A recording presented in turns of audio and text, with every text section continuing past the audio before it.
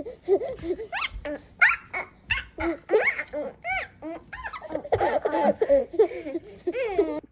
to all my friends out there in YouTube land. It's your good buddy PHILTASTIC here.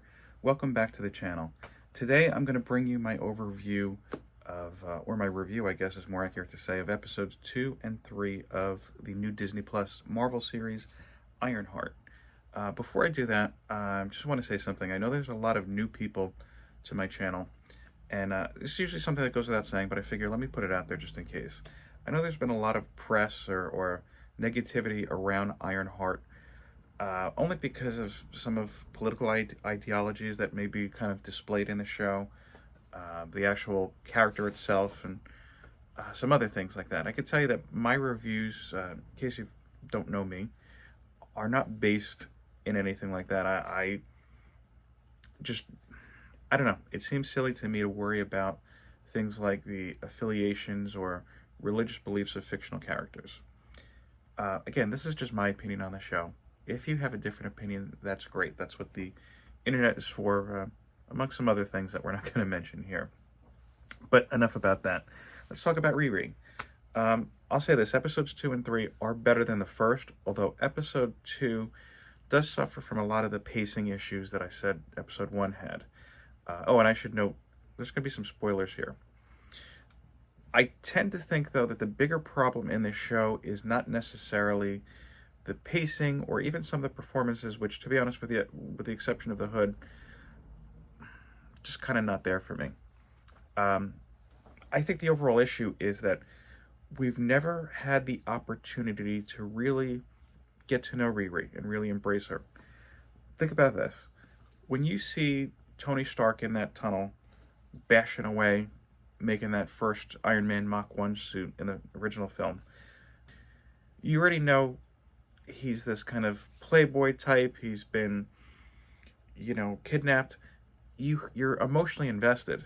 And the same could go for many of the Marvel characters. Something I feel like has been missing from this most recent phase of the Marvel films is that they've been quick to introduce, or in some cases reintroduce, characters without really fleshing out their story. And I feel like this is the case with Riri. Again, I haven't rewatched Wakanda Forever, but I kind of remember her just being there. I didn't get a sense of who she was. And that's kind of a shame. I think the first episode could have really done the character some justice. Maybe even show a scene of her, like, as a kid, solving some complex engineering issue that's way above her age. Something like that. I mean, yeah, we do see her getting kicked out of MIT, and it gives us a little bit, but it's not enough. The second issue, excuse me, still getting over some issues here, so my voice is all over the place. I promise you, puberty has long and been there and gone for many years by now. The whole premise itself doesn't make sense. So she's got to team up with the Hood and these other unsavory characters to make money to build her suit. I get that. But you helped save Wakanda from a major invasion. You're not going to call up Shuri and be like, hey, can I have some money? Sorry to ask, but... And, Shuri probably like, oh yeah, there's like $2 million. I just keep that in pocket change. It's under the lion statue, over there. The other lion statue. Panther statue, whatever. I mean, look, Bucky assassinated their king, and they gave him political asylum and a new arm. The least they could do, I'm sure they'd be more than happy to fund Riri's projects if she asked. So, getting back to these episodes. As I said, pacing was a little bit better, 3 more so than 2. They are really leaning into this idea that Mephisto is involved. I'll show a screenshot from episode 2 right here. I don't know that they don't need to tip their hat so much. They're kind of getting to the point where if it's a left turn, it's going to be something else. It's going to be a hell of a left turn. Episode 2 had some questionable kind of decisions. I get the AI with the slain friend. I think it's her stepsister. Only because thinking back to the original Riri series, the original Ironheart series, in the books, I remember Tony Stark had a hologram of himself somehow built in that gave her a little bit of guidance even when she didn't need it. Again, I haven't reread it. This is just kind of pulling from memory here. I'm okay with it, but we've seen holograms before, and come on, the best was Quantum Leap.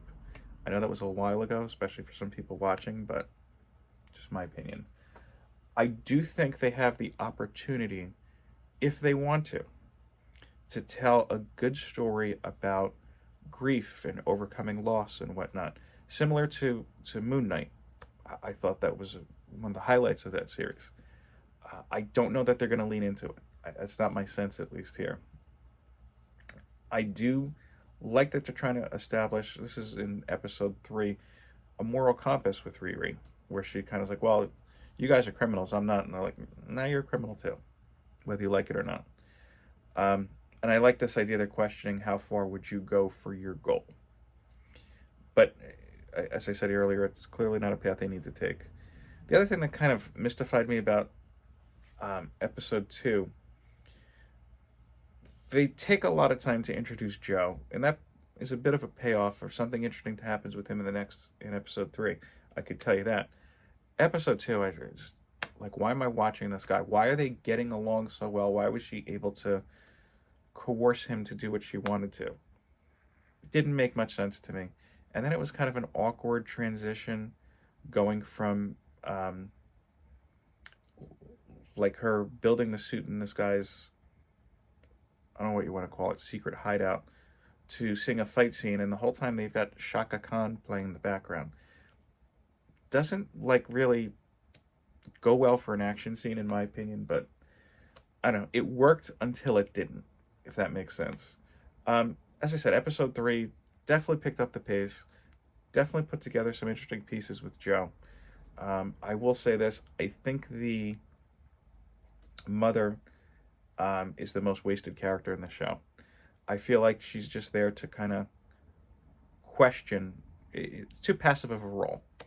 And she kind of really jumped to, hey, can you, back to episode 1, can you bring my dead husband back like your stepsister?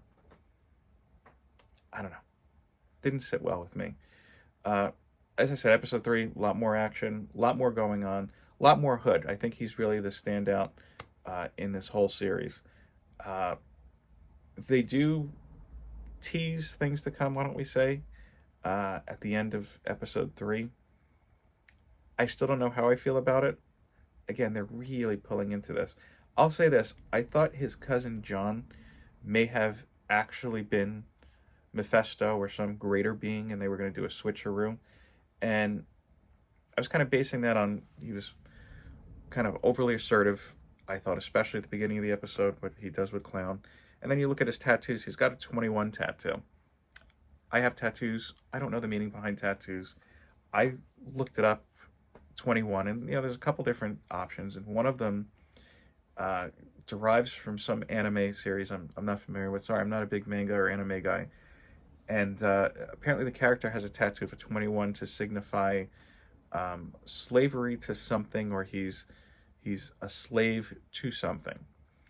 So I thought maybe there's more of a connection through Mephisto with John, like he's watching over his cousin for Mephisto or for whatever lies beyond. That's not the case if you watch the full episode. Anyway, my official rating, if I were rating these like I rate my comics, still a meh, but getting a little bit better. I am going to watch, of course, the final 3 episodes. I'm going to try not to post about them all at once. I don't like this idea of saying, hey, this is episode 1, this is episode 2, this is episode 3. I don't want to be the Riri channel, but just some random thoughts that I had. I'm interested, of course, in hearing your thoughts. Tell me what you think. Did you like this episode? Have you watched them? Have you watched either of the episodes? What are your thoughts in general? Thumbs up if you like. Comment, please. And if you do comment, hashtag Riri for an entry into the Road to Run K giveaway. Nothing left to say, but peace, love, and comics. Take care.